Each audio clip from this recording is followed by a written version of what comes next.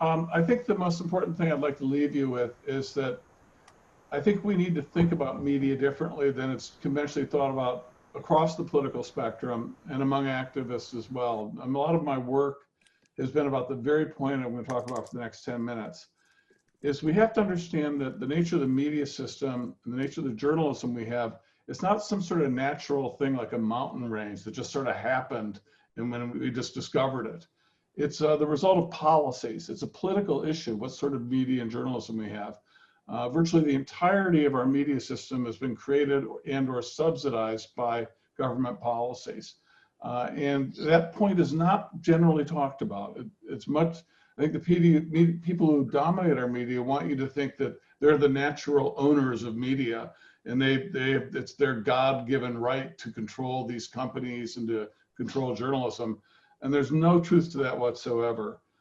If you look at American history, you find that the history in this country, like in every other country, is one of very rich fights and debates over how to set up media. And its singular importance is always understood everywhere. That's why when you have a revolution in a country or a coup d'etat, the first thing they go after is the media. They understand that's a source of power. And when this country was founded, there's a lot of things about it not to like. We know what those are. But one of the things that was striking was their understanding that even for white males with property, to have a functional society, you had to have an independent media that would inform people. And if it was effective, you could bring the whole population on board. But it was the starting point. All the freedoms in the constitutions were predicated on having a free press. But a free press just didn't mean the right of someone to get rich publishing a newspaper. A free press meant a citizen has a right to have access to all sorts of information, to make their own opinion known, and to consume that information and take advantage of it. It wasn't just leave it to rich people and hope they make money and you get lucky enough to have newspapers or something. It was if you study the founding of the country, there, again, from Jefferson and Madison to Thomas Paine to Franklin, across the spectrum, that is arguably the single most important issue they dwell on. And what they did for that, how they approached that is they said, if we're going to have a free society where we actually let people vote and control the society, we have to have an independent press. And there's no reason to expect it will happen. There's none of this Milton Friedman free market crap then. That comes much later, 120 years later. And so they instituted an enormous subsidy to make it really easy to start newspapers.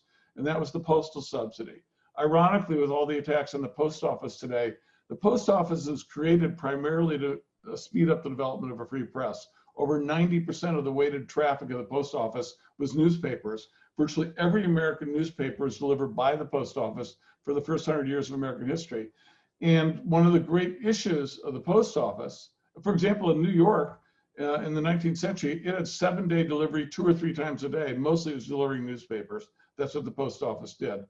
And the great issue in Congress when it first started, and the post office is in the Constitution for this reason, one of the great issues is what to charge newspapers to be mailed. And they elected to basically subsidize it at an enormous amount, to make it virtually free to distribute newspapers in the country. Because they, as Madison put it, any charge for postage would be a censorship, because it would drive some publishers and make it hard for them to publish. And to his credit, as he noted, the first papers that would go under would be the dissident papers, the marginal papers. Those were exactly the papers you need to have in a free society, in a democracy. So this is something as Americans we should be proud of. This is part of our tradition that we really led the world. And because of that, because of the postal subsidies, we had a newspaper system in the 19th century that was the envy of the world for democracy. Every great social movement was built around the ability to have newspapers that were sent virtually for free through the mails. The abolitionist movement, the suffragette movement, the labor movement, every immigrant group, they depended upon those subsidies for their news media, and all political organizing in the 19th century was done by newspapers, periodicals. That's how you build a base. That's how you kept it. It was central to it. The great heroes, Frederick Douglass, editor, Susan B. Anthony, editor. That's what the political organizer was basically doing, newspapers, reaching out to people. That's what you were. And this subsidy of newspapers made it possible for 10 times more newspapers to exist than would have been the case otherwise. It's a brilliant subsidy. Now, what happened was, by the end of the 19th century, And the genius of the subsidies, everyone got it. Didn't matter what your content was. The government didn't pick winners or losers. Everyone got it.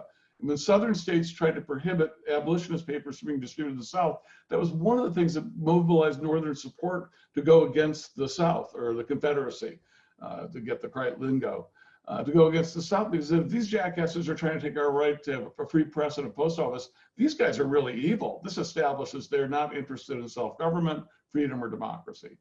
And so this was very important. But by the end of the 19th century, the population grows, and newspaper publishing, which has always been the center part of journalism in our society, overwhelming majority, through to this present day. Even today, most of the journalism comes from websites that are associated with traditional newspaper newsrooms at the local level.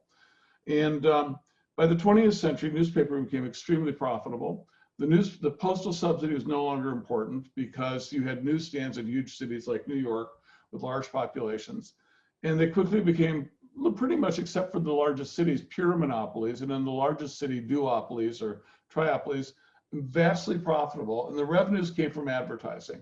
Advertising provided 80% of the money, and some of the greatest fortunes in America were developed. And it looked like, hey, this is a free market thing. You can get rich doing newspapers. It's not a government thing. It's not a public policy. That's what it looked like. And so throughout the 20th century, Americans adopted this view that, yeah, the founding fathers set it up so rich people could control the media as long as they could make money, then we're set, which wasn't the case at all. And now we've seen for a variety of reasons, monopolization in the newspaper industry, the growth of conglomerates, and then most importantly, the rise of the internet, the commercial journalism model has completely collapsed. Now, it used to be you got 80% of your revenue from journalism, from advertising for journalism, for newspapers, 100% for broadcast. Well, no advertising supports journalism anymore. It's gone online. They can get more for their money with the surveillance advertising you can do on the internet. You can track down individuals you know will be interested. It doesn't cost you a thing hardly to reach them, instead of the wasteful advertising in a newspaper where most people aren't interested in your product in the first place, and it costs more because you have to print it up. So newspaper advertising has died, and journalism advertising has died. And so we're left with the situation that we've seen the total free fall collapse and disintegration of journalism in our society in the last 25 years. We now have what's called a news desert. Have any of you ever heard of that term? News desert refers to parts of the country that have no journalists covering them at all. Or if you want to be liberal, no competing newsrooms if you want to spread it out. And most of the country is a news desert. Neighborhoods and cities have no one covering them whatsoever. That wasn't the case 30 years ago when it was a lucrative industry. And this is the foundation of the crisis we face. There's really no journalism to speak of left at the local level. The entire African-American press has been pummeled by this process. It's been true of Latino press, although they fared a little better. And it's been true of all rural press and newspapers in general. There are many cities now that don't even have a print edition, that their newsroom, instead of being 300, 400, 500 people, is down to 10 or 20 people. Most of what politicians do in their relationship with the citizens on one hand and with rich special interests on the other hand, that used to be prime stuff of journalism, even in crappy journalism, is just not covered anymore. There's no one on the beat. We're living in darkness, truly in darkness. And so this is a political issue. The US Supreme Court, in its most important decisions in the middle of the 20th century, including the Pentagon Papers case, on what freedom of the press means, said it's the first duty of the government to make sure there actually is a press system that's independent and monitoring people in political power. It's an institution that without that, everything else collapses. You cannot be a free society without an independent press. You cannot have self-government. This is in our Supreme Court. So it's not just a right of the government to create a free press. It's an obligation. It's a duty. It's a responsibility. Every bit as much as defending the people from a foreign attack or anything else is having a credible, viable press system. And this goes right back to John Adams. The whole people at the time of the Revolution, they all said this. And it's more true today than ever because the commercial model is disintegrated and it's not coming back. That money's never going to return, even to digital journalism. It's just simply dead. And that's the great crisis we face. So that's a lot of where my work is. The politics, how do we make journalism a political issue? How do we get it on the agenda and come up with a real solution so we can have independent journalism that serves a free people and a self-governing people? Now here, I know a lot of you work with Warren. Actually, Senator Warren's office and I have worked on this issue In the past, they contacted me and we actually drafted legislation to deal with this. It got sort of pushed to the side, but I think it will be returning very quickly. I'm working on it again now. We're trying to build a coalition on the Hill. And more or less what we need to have, the trick in a democracy is you need ample funding for journalism, but you can't allow the government to control the funding. You can't allow the government to censor who gets it or what they say. It's got to be purely independent, but they need to have money, public money, because the market's dead. There's no commercial money for it. Capitalists have abandoned the field. Capitalists have no interest in journalism. They're selling the remains of journalism to hedge funds who are stripping it for parts. There's no one getting into the field because, hey, I can make money covering City Hall. It doesn't exist. Even online, on websites, it's dead in the water. So what are we going to do? Well, the legislation I worked on with Senator Warren proposed that you basically have a budget that's equivalent to $200 for every American registered voter. And that'd be roughly $32 billion today. And that money, every American is a registered voter. And the part of this is to give people incentive to register to vote, and for media to have incentive to get people to register to vote. Every registered voter every year could allocate their $200 of that budget to any local, based in their county, nonprofit, non-commercial news medium of their choice. And so I won't go into the long details. We do a whole show just on this easily, a whole program. But basically it would mean that if you live in a community, you and a bunch of your friends give your $200 to a local nonprofit, non-commercial based in your county, like Brooklyn, for example. 100,000 people who supported it, or say 10,000 to be probably the scale would be better. Well, what's 10,000 times 200? I don't know, $20 million. You could have a pretty nice newsroom for $20 million covering a neighborhood, a big neighborhood in Brooklyn.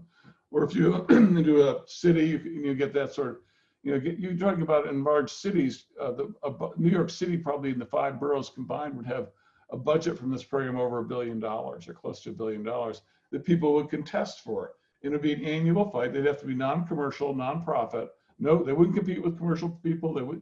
Everything would be produced to be instantly made available for free online, and anyone could use it. There's been no protection of copyright. It's not corporate welfare. So the idea is to basically pay people up front to do journalism, let people control who gets the money, and get out of the way and build a free press that has the resources to do the job. I don't want to go into that anymore, but that's just where I'm going. That, to me, that's the political solution. And if we don't do that, we're fucked. And I've been all over the world on this issue. I've studied it. We don't have anything else I've seen that's remotely close to giving us the type of journalism in terms of resources to be effective unless we do this. And no one disagrees. It's our big fight. Okay, so that's basically that. And but just to go again, I mean, on the fact that our media system is a result of policies, it's not some natural thing. We were talking about the internet earlier and the surveillance and all the advertising you get on the internet. There's nothing natural about the internet that it should be marinated in commercialism. In fact, you had to change the protocols and codes of the internet to make the surveillance and the commercialism possible. In the 90s, when the internet came along, and I was there, it looks like 1 or 2 people on this call were there too. The first half of the 90s, I remember, who was it? Mark Andreessen, who started Netscape, said the problem with the internet is that it's vehemently anti-capitalist. It's anti-commercial. It was seen as a place you didn't do any commercialism. And it was also seen as a place where you couldn't spy on people because you could keep your identity secret. And that changed with the code change. Now it's due to political pressures from wealthy individuals and people in the government who wanted that. That policy can be changed back. I mean, these are things we control. They're not something like the Rocky Mountain range that is just there and you can't do anything about it. And the public broadcasting, we have a crappy system in this country. They have great systems in most European and East Asian countries. Those are political decisions. And it makes a big difference in the quality of the discourse in a society, whether you have public broadcasting. So I just leave it at that. I'll go into the other issues. We'll talk about how horrible Fox is, and I'll give you my critique of MSNBC, and I'll talk about some of the activism on the ground. But I think in the big picture, the activism we need on this issue is really building up the institutions and resources for independent, nonprofit, non-commercial, locally run news media covering their communities. And if we do that, we'll be I like our future a lot more than if we don't.